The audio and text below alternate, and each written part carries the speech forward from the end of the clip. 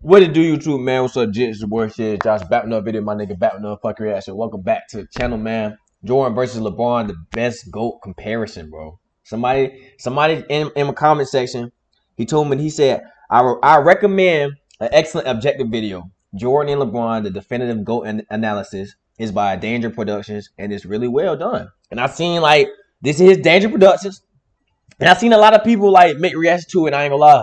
I never seen this video before. I never heard of Danger Productions. I never even watched a LeBron and Jordan comparison of the GOAT. I only seen a Jordan and Kobe comparison because they were saying how Kobe did everything Jordan did. And they was like, how can Kobe be better than Jordan when he basically just copied him and everything? So I was like,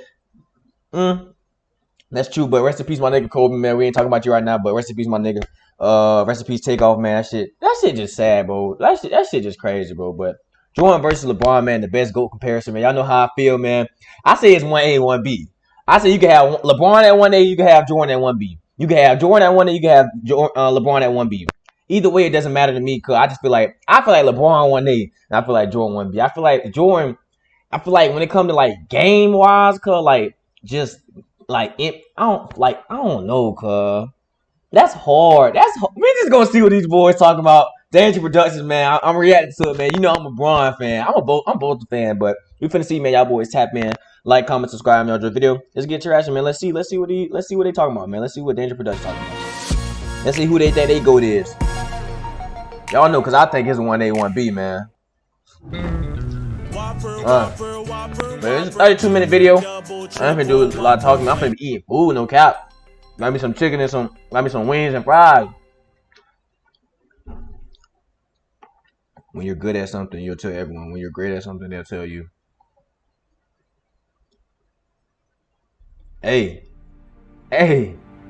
Hey, boy.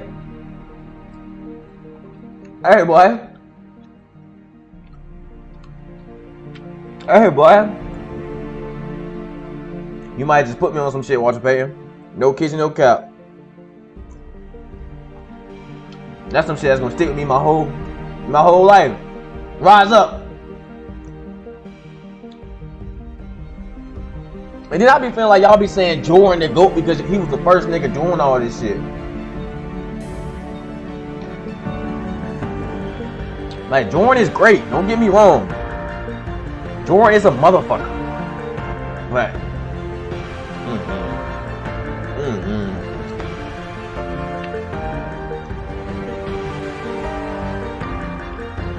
give me that. Fuck you thought this shit was, winner? What you thought this shit was, winner?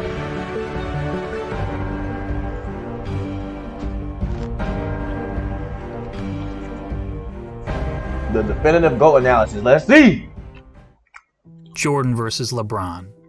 LeBron versus Jordan. It's a debate that has captured the public's attention for the last several years. Especially after this moment in 2016, when LeBron James beat the Golden State Warriors to win the third championship of his career. In LeBron's own words, that one right there made me the greatest player of all time. Damn. That's what I felt. I was like, that one right there made you the greatest player of all time. But did it? Is everything since? I ain't gonna cap. I don't know though. I didn't even know that nigga said that shit. That nigga said that right there made him the greatest player of all time. But he said that's in his opinion. That right there made me the greatest player of all time. That's what I felt. Reasons. I was like, that one right there made you the greatest player of all time. But did it? Is everything since that moment simply icing on LeBron's cake? Or is LeBron destined to finish his career in Michael Jordan's shadow? We've all heard the arguments from LeBron supporters. He's bigger, he's stronger, he's faster, he's more durable. And from Jordan supporters. Michael Jordan was merely 6-0 with 6 MVPs in the finals. But the GOAT debate See, when it comes to shit like this, bro, niggas just be talking about, as the pundits make it seem. Niggas just be talking about MVP, not MVP. Niggas just be talking about, like, with Jordan, okay, just be talking about finals and shit, bro. 6-0 in the finals, bro. Okay, this nigga LeBron went to that bitch, what, 10 straight years in a row. Just look at the niggas he played, though, bro. Look at the people he played. Bron sold some of the bitches. Not gonna lie to you. Bron, you did sell against the Mavs, my nigga. You sold. I ain't gonna say the first year against the Warriors you sold. Because if you would have had Kyrie and K-Love, you would have won that bitch. No lie. No lie. I believe that. If you would have had Kyrie and K-Love, he would have won. No lie. There are a But number of factors relevant in determining the greatest basketball player of all time. it is. In fact, I would say there are 5 things that really matter when determining the GOAT of Skills. any sport. These criteria are, in no particular We're gonna order, see. We're gonna see what he talking about. accomplishments, Okay. longevity, Okay. winning, statistics, Skills. and what we'll refer to in this video as the eye test. And to be the GOAT, Hold on. The eye test must be skills, you right? don't need to be the best in any specific category, but you need to be pretty good across the board. So simply winning 7 championships, like Robert Horry did, isn't enough to get you into the conversation. Nah, I ain't gonna When we're cap. finished with this, To be the GOAT, cuz, let me go back. To be the GOAT, he said you don't have to be the best at all these, but you just have to, To be the GOAT, you gotta have the best at all these. You gotta have, not gonna say you gotta have the best accomplishments, cause not saying that, but you gotta have some good ass accomplishments.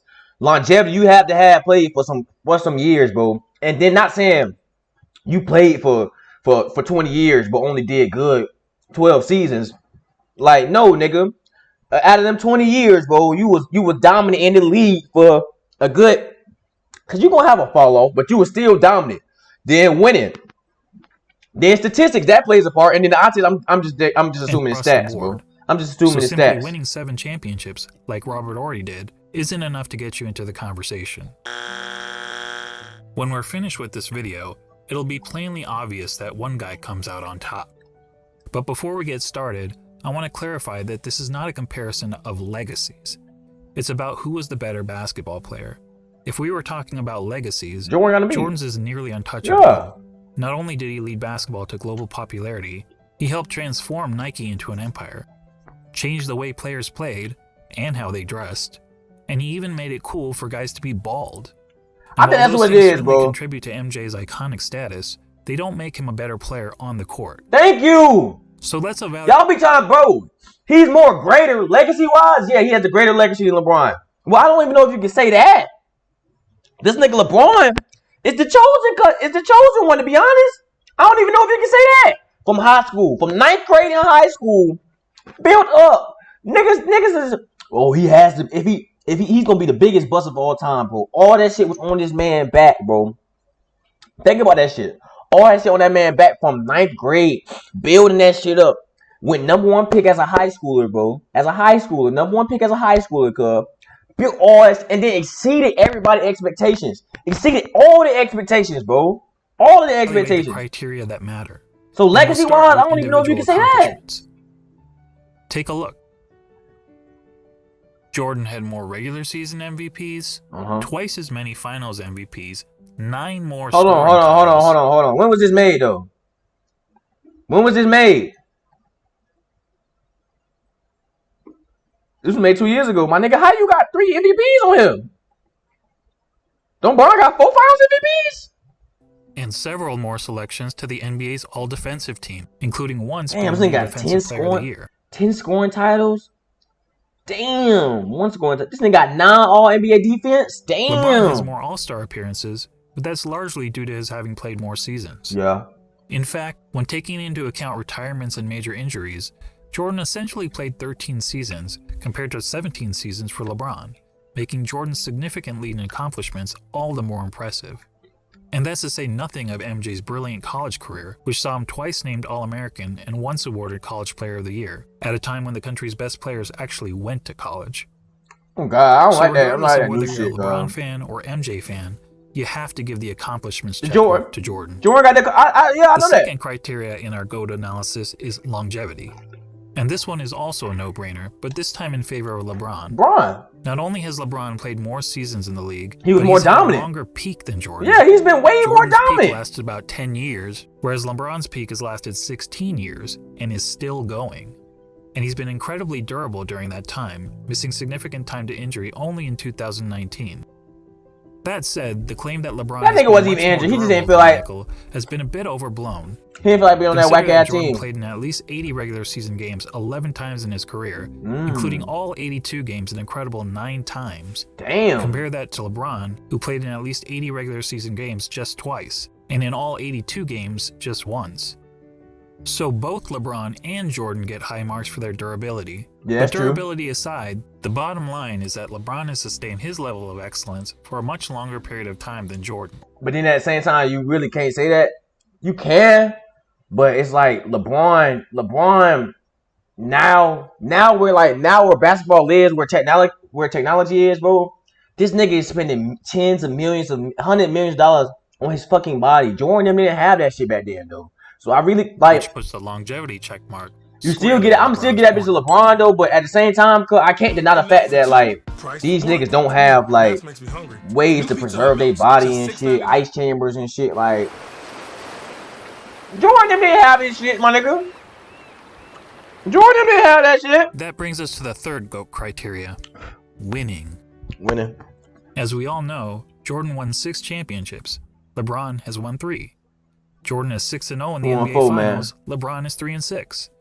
Yes, LeBron has made the finals 9 times compared to only 6 times for Jordan, but let's not pretend that making the finals is the same thing, or even close to the same thing, as winning a title.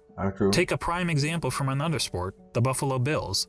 They're the only team in NFL history to appear in 4 consecutive Super Bowls. But is there a single player or fan of that team that wouldn't trade all 4 of those appearances for just 1 Super Bowl win? Hell yeah! Frankly, talk to any fan whose team lost the season's final game and ask them how they felt afterward. Almost universally, their feelings are of sadness, anger, and disappointment. And that's just the fans. For players, those feelings are only magnified. Listen to Charles Barkley talk about losing in the NBA Finals. And I was just in shock when it was over because I was frustrated because I couldn't wheel my team past Michael and the Bulls. And first of all, I don't think I've ever gotten over it, number one. But that was traumatic, and it's painful. So we can all stop with this false equivalence between winning the championship and finishing runner-up. That's true. In the words of Herm Edwards, you play to win the game. You play to win the game. That's real. Hello? You play to win the game. Now back to Jordan and LeBron. As mentioned, on basketball's biggest stage, the NBA Finals, Jordan was 6-0. LeBron was 3-6. 3-6. And frankly, that doesn't even show how lopsided their records really are. He 4-7 in terms of individual finals games, Jordan was 24-11. LeBron is 18-31. And that's because Jordan was 20. Their records really are. In terms of individual finals games, Jordan was 24-11. LeBron is 18-31. Damn! And that's because in 4 of his 6 finals losses, LeBron's team hasn't even been competitive. Twice he got swept, and 2 other times he lost 4-1. That includes being on the wrong side of the 2 most lopsided finals by margin of loss in NBA history. Of course, LeBron fans will tell you that the only reason for LeBron's poor finals record is that his competition was so tough. That's true! Ironically, some of these same fans criticized Jordan for losing early in his career to a Celtics team stacked with 5 Hall of Famers. I don't criticize that shit! I don't criticize none of this shit! Cause it's like, bro, this nigga Jordan was getting killed by Bird and these niggas. These niggas was tough. I told you I'm taking Bird over Magic any day. I don't care what y'all say, bro. I'm taking Bird over Magic. I test everything, bro. If I look at Bird, I look at Magic, I see these niggas who I'm taking Bird. I don't care if I don't care if this black nigga on my team, bro. I'm gonna see this white guy. Hit y'all with slow ass pump face, step back, fadeaways. Hit y'all with some other shit, bro. Telling y'all what he finna do. I'm gonna see this nigga give y'all buckets. I'm say no, I want Bird. I don't care about this he ass nigga over here looking like Magic. I don't care about this passing shit, my nigga. I want some buckets, my nigga. That's what I'm telling y'all. So it's like I don't discredit LeBron losing. I don't discredit Jordan losing. But it's just in the sense like, cuz I try to put it in the sense like this. You put Jordan on them same teams that LeBron lost to, bro. Them niggas is not. It's not gonna change nothing. Not gonna change nothing. Cause what Jordan did, Jordan brought scoring to the game. He brought defense too. But Jordan can't guard KD. Jordan not guarding KD and Curry and Clay. He's not guarding that. He not guarding Timmy D. He not guarding Manu Ginobili and Tony Parker. Then you got to worry about Kawhi too. When Kawhi was young, Y'all didn't have to worry about shit like that, cuz. You didn't have like LeBron. I ain't gonna say. And they conveniently gloss They over do the credit. fact that LeBron reached the finals so many times in part because the competition in his own conference was so weak. On his head. During the vast majority of his career, LeBron played in what many dubbed the Leastern Conference because the East was so much weaker than the West. Yeah, the East was. On the other hand, during Jordan's playing days, the East was generally considered the stronger conference, as Jordan had to battle through hard-fought rivalries against the Bad Boy Pistons, Patrick Ewing's Knicks, the Shaq Penny-led Magic, and Reggie Miller's Pacers. Man, Jordan didn't have to battle no Shaq Penny-led Magic, nigga. LeBron's failure in the finals on the level of his competition, I won't argue with you, but let's also not blow it out of proportion. If you look at the average number of wins of their finals opponents, you'll see that LeBron's finals opponents averaged 60.8 wins per season, whereas Jordan's finals opponents averaged 61.2 wins per season.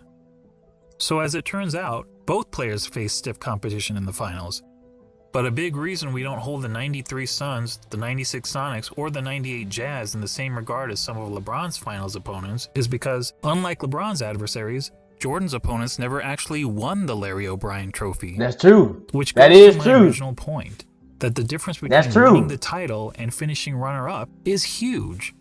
And the reason those teams never won the title? Because of Jordan. This guy. Because of Jordan. That's true, though. I'm not trying to say that Jordan's opponents were as good as the Warriors teams that That's what I'm saying. They faced not 4 times in the finals. The truth is that Jordan never played a juggernaut quite like that. But there's a pretty good reason for that. Shit, I don't think Bulls were the juggernaut. They were the team winning 70-plus games. They were the team with the target on their back every year. And I ain't gonna care. I don't even think Jordan played a team like the Spurs, my nigga. The Warriors showed us that's not an easy place to be.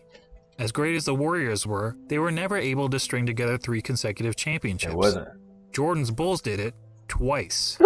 So what's the greater achievement? Being the juggernaut or being the juggernaut? Or to be more specific, beating the juggernaut 1 time out of the 4 times you faced them? Or being the juggernaut year after year after year, and then doing it again? Hold on now. I don't like how you trying to say this though.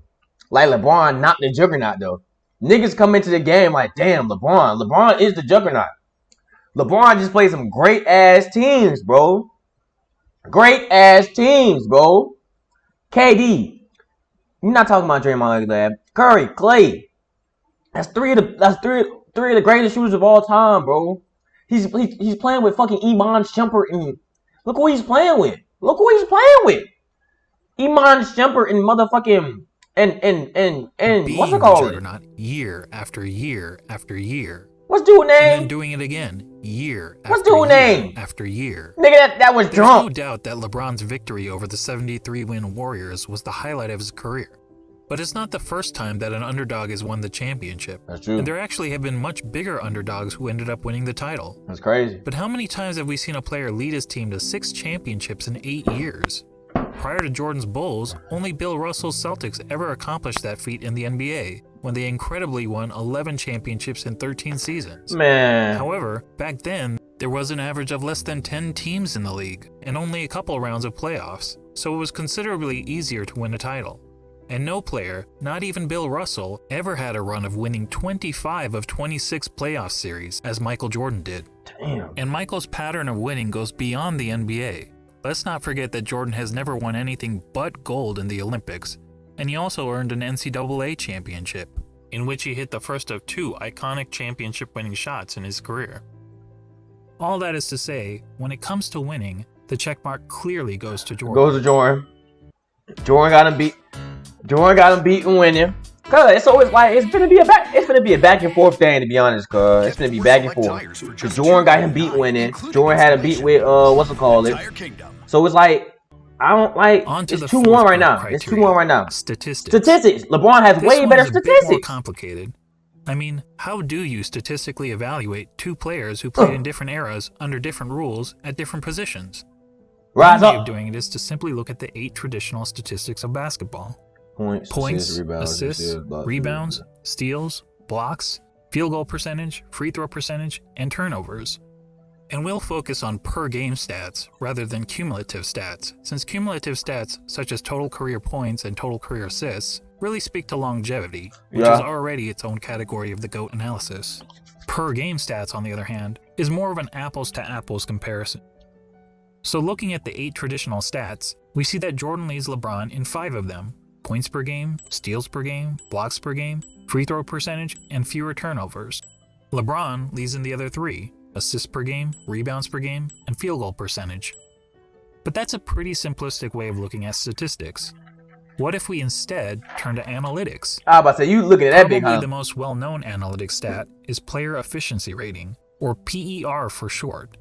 This metric was created by respected basketball analyst John Hollinger to give an overall rating to a player's performance based on traditional stats. Rise up on your motherfucking head, Patrick. Jordan has led the league in PER 7 times. LeBron 6 times. Jordan has finished top 3 in PER 10 times. LeBron 9 times. In fact, Jordan has the highest career PER in both the regular season and the playoffs. Damn. LeBron second to that nigga and damn. Jordan has led the league in win shares 8 times. LeBron 5 times. Jordan has finished top 3 in win shares 11 times. Damn. LeBron 6 times. And when it comes to win shares per 48 minutes, Jordan has the highest career rating in both the regular season and the playoffs. What about box plus minus? Until recently, LeBron was actually ahead of Jordan in career box plus minus. But after the 2017 season gave Russell Westbrook the greatest single-season box plus minus in history by a wide margin, the architect of box plus minus realized that the stat was fundamentally flawed. So he made some changes to improve its formula. As a result, Michael Jordan now has the highest career box plus minus in both the regular season and the playoffs.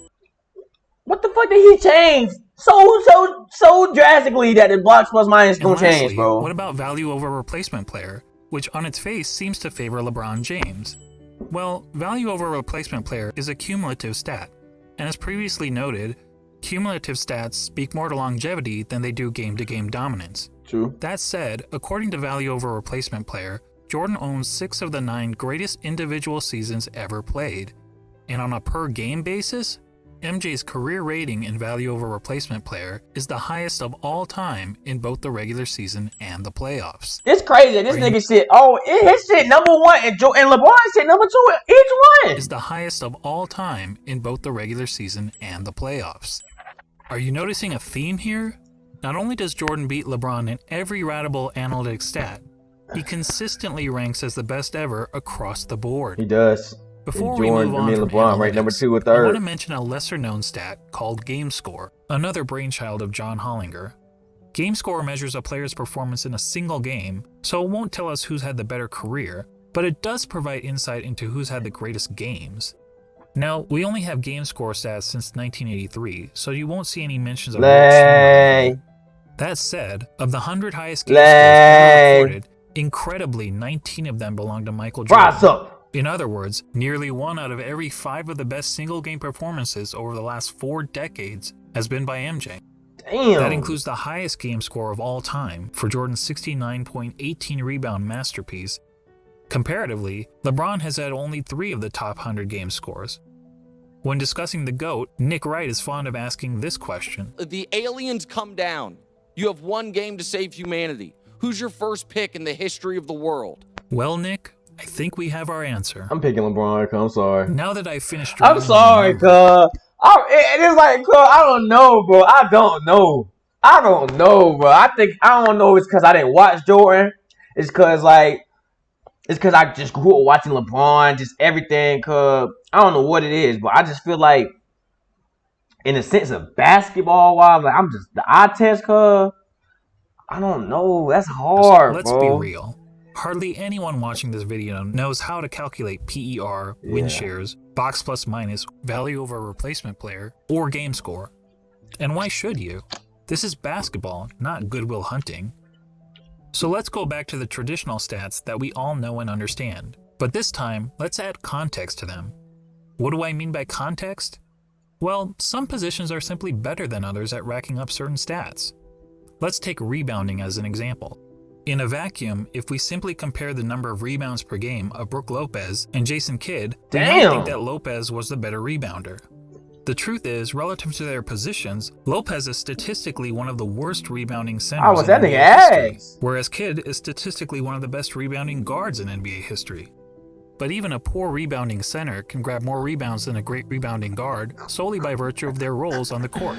Nigga stat So bad, it makes man. sense that, to understand the context of a player's stats, we should compare them to the respective positions that they played.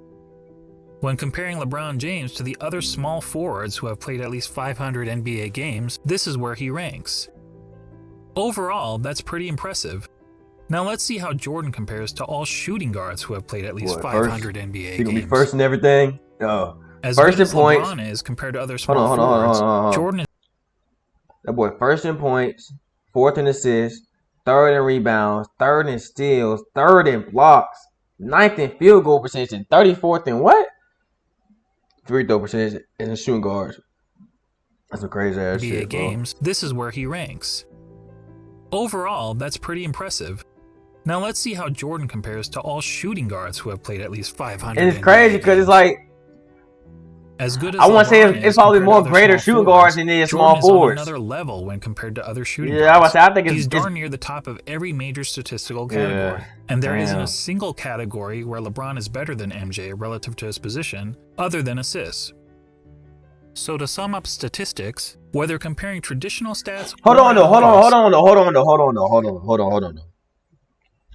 When you looking at statistics though, are you taking into account like, okay, amount of shots this nigga done put up, amount of shots Jordan put up versus the amount of shots LeBron put up? Have you taken it into account like, I'm saying, did you take into account all that, like amount of games played? I know LeBron probably got more games played than Jordan, but did you take into account like shots, games, all stuff like that? Statistics, whether comparing traditional stats or analytics, and especially when judging these players in the context of the positions they played, Jordan has a no. If LeBron played more games, wouldn't that technically kind of fuck his statistics up better though? Not better, but more. If LeBron played more games than Jordan, he played more. Like he's played way more games than Jordan.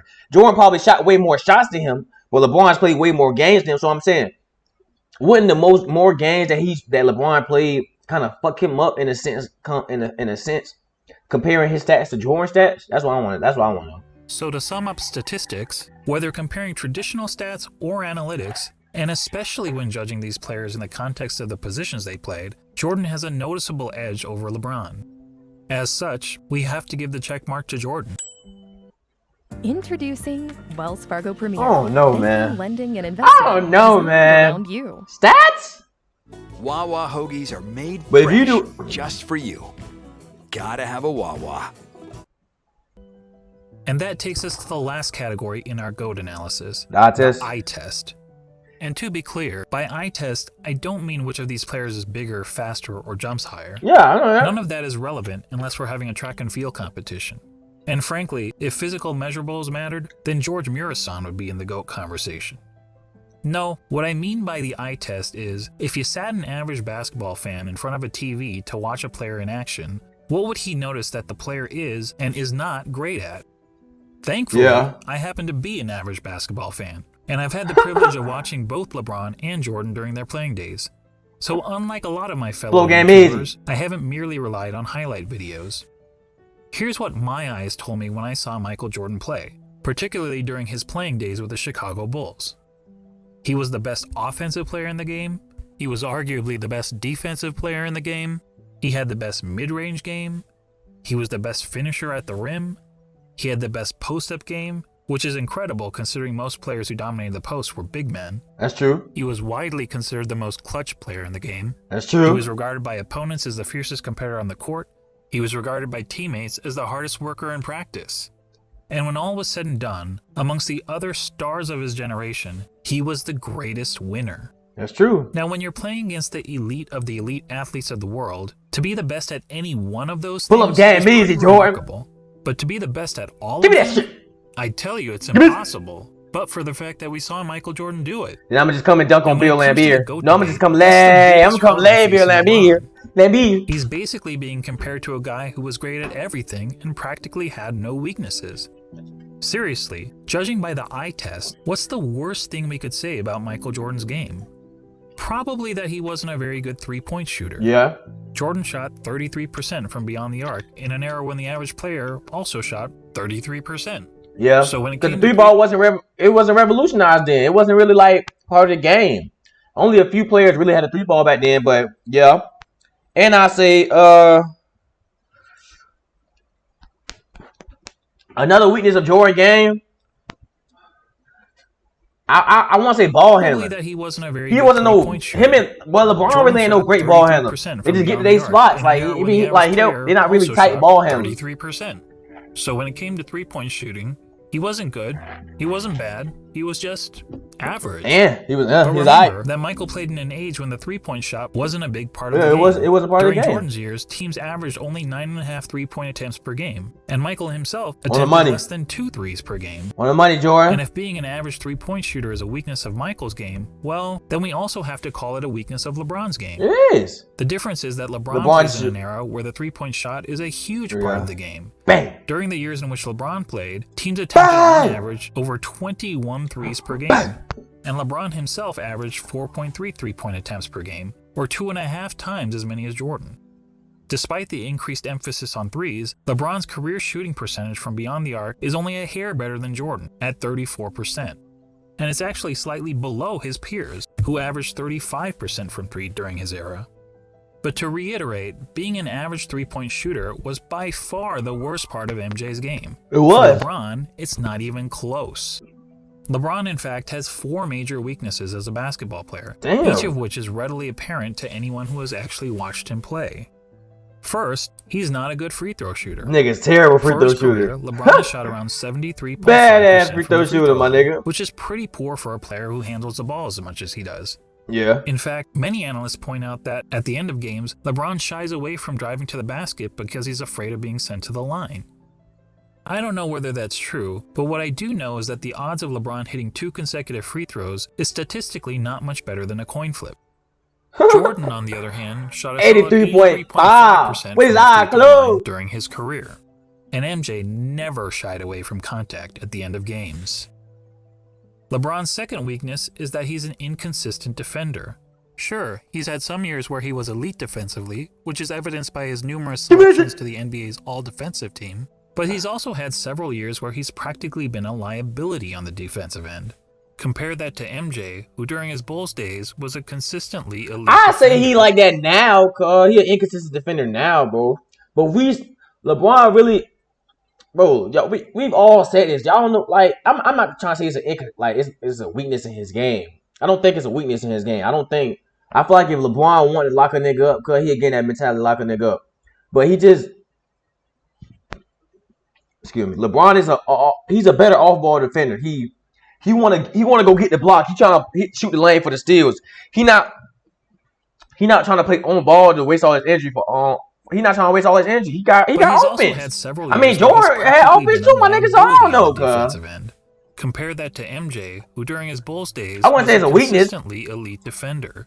In fact, Jordan is the only player to rank in the top 5 amongst all guards in both steals per game and blocks per game for his career. Additionally, Michael led his position in defensive win shares practically every year that he played for the Bulls, an incredible 10 times. Yes. LeBron, comparatively, has led his position in defensive win shares on just 4 occasions, and in 5 of his last 7 seasons, he didn't even crack the top 10 at his position in defensive win shares. Now, some will excuse LeBron's recent fall-off on the defensive end as a byproduct of his resting on defense so that he can have more energy on offense. I just and said we can that debate shit. the merits of that strategy. But resting on defense is not something Michael Jordan was ever accused of doing. True. Heck, even as a 40-year-old, he was busting his tail on the defensive end. But what about the notion that LeBron is the more versatile defender? LeBron supporters will argue that he can guard positions 1 through 5 on the court, such as when he guarded Derrick Rose for stretches in the 2011 playoffs. But LeBron's guarding the opposing team's point guard or center isn't something that happens very often. You right. In fact, during his career, LeBron has spent less than 5% of his total minutes guarding the opposing player's 1 or 5. So the versatility argument is highly exaggerated. And look, when it comes to versatility, Hometown Buffet may have a more versatile menu than Spago. That doesn't make it a better restaurant. LeBron's third weakness is that he's not a very good shooter. And this is a pretty significant flaw for someone claiming to be the GOAT. Damn. And shooting the ball is the quintessential skill in the game of basketball. It's the part of the game that everyone practices, whether on the playground, at the YMCA, or in the NBA. Now, some people will contend that LeBron is actually a... What am I seeing? Why is it like that? Is it supposed to be like that? I said, what the fuck wrong with Buddy's screen? Better shooter than Jordan because he has a better career field goal percentage. And yes, LeBron's career field goal percentage is 50.4% compared to Jordan's 49.7%. But recall what I said about placing stats into proper context. To help us understand context when it comes to shooting, allow me to introduce DeAndre Jordan and Tyson Chandler. We all know that DeAndre and Tyson were great rebounders and defenders. But what if I told you that they were also two of the greatest shooters of all time? Yeah, cause that would be certifiably crazy. That shit crazy, Yet bro. if you look at all the shooting metrics, field goal percentage, effective field goal percentage, true shooting percentage. I heard that, but it's awesome. I forgot who they said. I think they said DeAndre Jordan last year had the like best percentage in shooting. I'm like, huh? And I'm thinking like this nigga a big man, so of course he's gonna have the best field goal percentage. Like true shooting percentage. So yeah, both of these guys rank near the top in NBA history. Yeah. Of course, there's an obvious reason for that. As we all know, them niggas getting lobbed. And Tyson Chandler take a lot of their shot attempts on dunks, layups, and putbacks, which are extremely high percentage shots. Yeah. Well, guess what? So does LeBron James. In fact, every single year of his career, the shot that LeBron James has taken the most has been within 0 to 3 feet from the basket. In other words, dunks, layups, and putbacks. More than one of every 3 of LeBron's shots has been within his point-blank range, which is aided by his playing in an era where it's been relatively easy to get to the rim, particularly when compared to the physical era in which Jordan played. And just like every other player, LeBron is really effective from 0 to 3 feet, hitting over 73% of these shots. But how does LeBron fare from outside this range? According to basketballreference.com, LeBron's shooting percentage from outside 3 feet is 37.5%. Damn. It's even poorer in the playoffs where he shoots 35.9%. And it gets even worse in close and late situations. In the last 2 minutes of games where the score is within 5 points, LeBron hits only 31.7% of his jumpers. Damn. Look, it doesn't take a rocket scientist to know that these numbers aren't very good. Damn. Which is probably why in the 2013 finals, the Spurs' defensive strategy against the Heat was to basically dare LeBron James to shoot. And keep in mind, this was against. And what he did, he had the last, he had a last 16 points. Last 16 points before Ray Allen hit that motherfucker, right? An opposing coach using a similar strategy against MJ. Now, LeBron actually credits the Spurs for forcing him to work on his jump shot. But it's not as if his results have gotten much better since then. Here's LeBron's shooting percentage from outside 3 feet over the last 6 years. Yikes. Well, I'll give him this. He is consistent. For comparison, consider that he is consistent. Career, as an aging player on the Washington Wizards, Jordan shot close to 42% from outside 3 feet.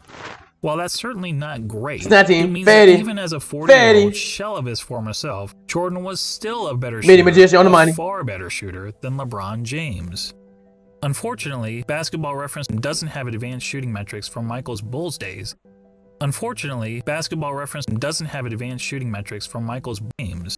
Jordan was still a better shooter, a far better shooter than LeBron James. Look at this Unfortunately, Basketball Reference doesn't have I'm not even going to metrics dribble. from Michael's Nigga didn't even Bulls days, dribble. when he was a significantly more efficient scorer. Rise up. Few would argue that Michael was anything but a lethal jump shooter when he was wearing pull-up game easy on the money. This nigga Jordan crazy. When it comes to shooting, all of us can Jordan crazy, but shots on the blacktop, counting down 3, 2, 1 before launching a shot at the rim. Well, if you were pretending to be LeBron James, you'd brick almost 2/3 of the time. Actually, that's not entirely true. If you were playing against a countdown, it would be much, much worse. Damn, man, this nigga just don't fuck with Bron, huh? This nigga just don't fuck with Bron, huh? I ain't gonna cap though. These are tampons. Bron probably got more, I don't know if he got more game winners than the Jordan. last major weakness of LeBron's game. His performance, or more accurately, lack of performance, in the clutch. Hold on! Remember? Hold on! Nah! Nah, Bron got some clutch shit, my nigga. Stop faking on my His dog. performance, or more accurately, lack of performance in the clutch. Remember when people were praising LeBron for making a couple of buzzer beaters in the playoffs 2 years ago? They used these stats to claim that LeBron was better in the clutch than Jordan. Go ahead, shots in the final 5 6 of the fourth quarter, overtime. Michael Jordan 5-11, LeBron James 7-15, field goal percentage 45%, 47%, buzzer beaters 3-5. Okay, what that mean? But look at these numbers carefully. What stands out to you? How about this? Yeah, I knew he was gonna say that. People were using a sample size of less than 1 shot per season to make the case that LeBron was more clutch than Jordan. That would be the equivalent of polling just 100 people in the country to try to predict the winner of the next presidential election. So let's use more telling stats, shall we? Here's a situation that's often used to determine a player's clutchness. 5 seconds to go in the fourth quarter or overtime, and your team is to either win or tie the game. It answers the age-old question, who do you want taking the last shot with the game on the line? It turns out that in the regular season and playoffs combined, LeBron has taken 94 such shots. That's a pretty good sample size. And how many of those 94 shots has LeBron made? 19. Damn. For a shooting percentage of 20%. Damn. Let me repeat that. 20%. Guys, hey, Bron, that's not bad in the this nigga what's it called making me rethink shit, my nigga. Danger production making me rethink shit, no lie to you. Clutch. That's atrocious. Michael Jordan in the same situation shot roughly 50%. Yes, that's right. Jordan's performance under pressure was the same as it was throughout the rest of the game. And that, my friends, is the definition of clutch. That's true. So there you go. When it comes to the eye test, our eyes tell us that one player, Michael Jordan, is great at everything and has practically no weaknesses. See, no! What? Huh?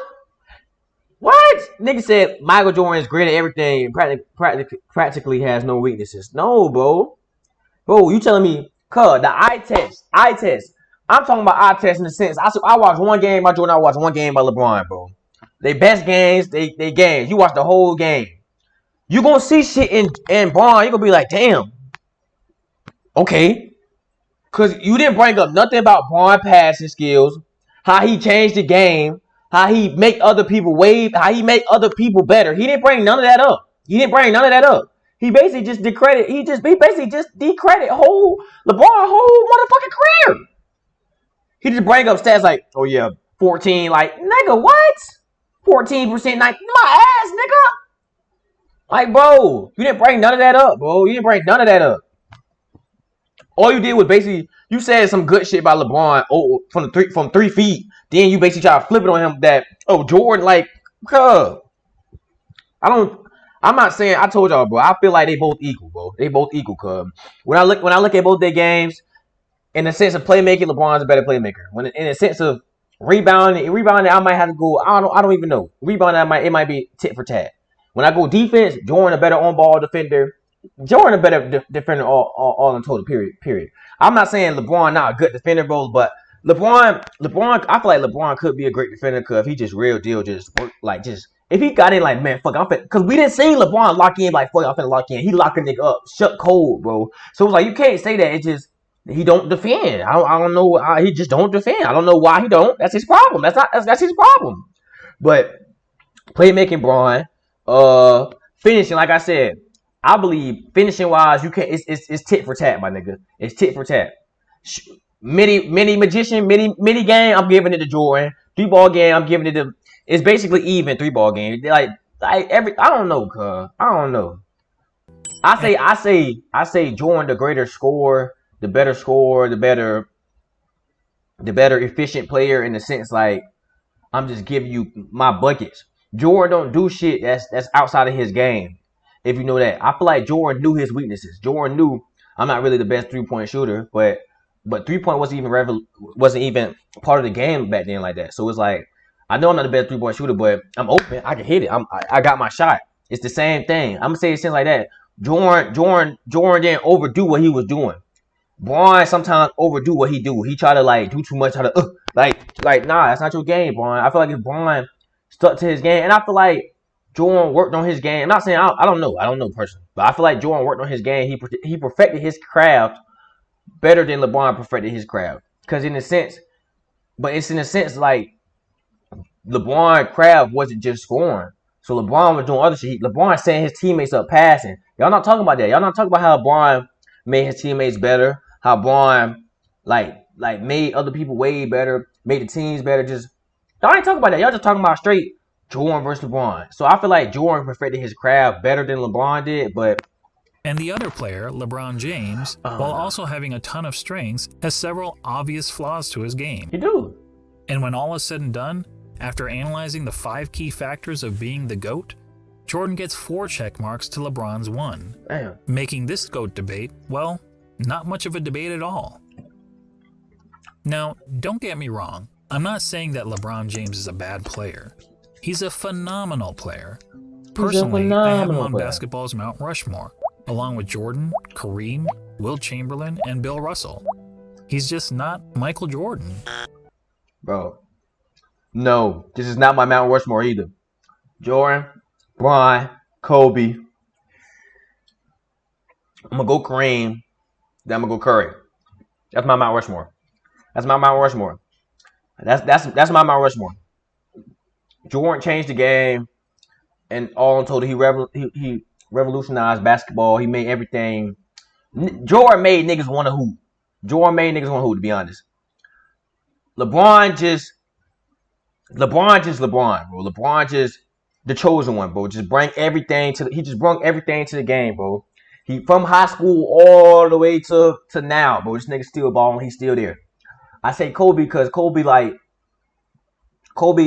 kind of in a sense the same way as Jordan, but he like I'm not gonna say he added more to his game because Kobe was at a 3 ball, but Kobe just had that dog. Cause you gotta have Kobe up there, bro.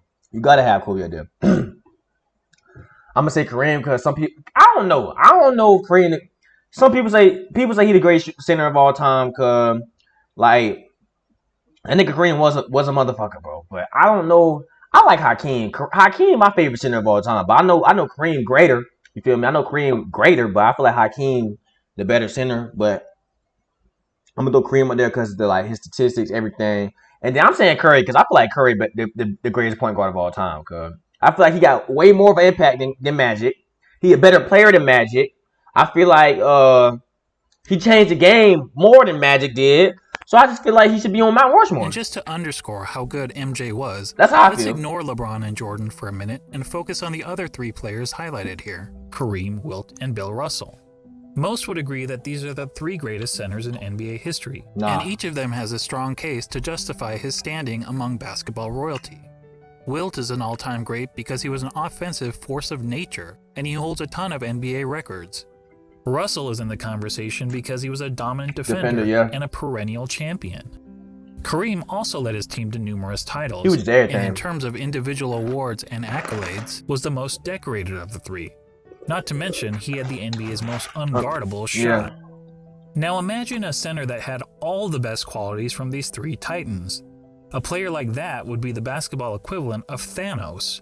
Now add to that player the highest level of intangible attributes, such as a tireless work ethic, unmatched killer instinct, and an ability to deliver in the clutch. And now you'd essentially be looking at Thanos with all the Infinity Stones. This nigga is comparing Jordan to Thanos with the Infinity Stones. Fuck no! No!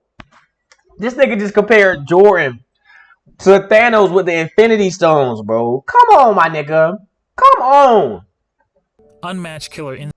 Offensive force, many NBA records, dominant defender, perennial champion, accolades, unguardable shot, tireless work ethic, excellent fundamentals, killer instinct, and an ability to deliver in the clutch. And now you'd essentially be looking at Thanos with all of the Infinity Stones. That do sound like Jordan, my guy. No one would question whether this player was the greatest of all time. But the truth is, we don't have to imagine such a player. That player already existed. He just happened to be a shooting guard, not a center. Yeah. When you think about it, Michael Jordan is the real-life version of an overpowered video game character. He had all the qualities we look for in a superstar athlete, and he had it in spades. He's basically Babe Ruth, if Babe Ruth played defense like Willie Mays. And that's why, even in comparison to the other all-time greats, he is truly in a class of his own. Simply put, he's the GOAT.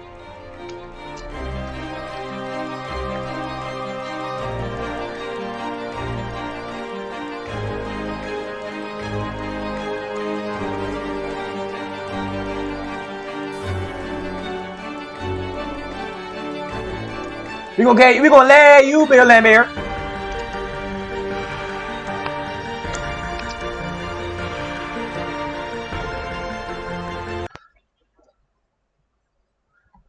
I don't know, man. Y'all let me know how y'all feel. Y'all let me know if y'all think Jordan the GOAT, man. Jordan versus LeBron, the best GOAT comparison, man. I ain't gonna count. This was a good ass comparison though. Like Danger Productions, you put this shit together well, my nigga. I give you your props, cause you did your thing on this, but I don't know. I think it's just I don't know, cuz Jordan is a motherfucker now. You got me thinking. Danger Productions. Real deal got me thinking, man. I don't know, man. You got me thinking, man. Hey, shout out to the person who told me to react to this, bro. Appreciate that, man. Appreciate y'all for showing love, man. Jordan versus LeBron, the best GOAT comparison, man. Y'all boys tap in, like, comment, subscribe. Y'all enjoy the video. We out, bro. Peace.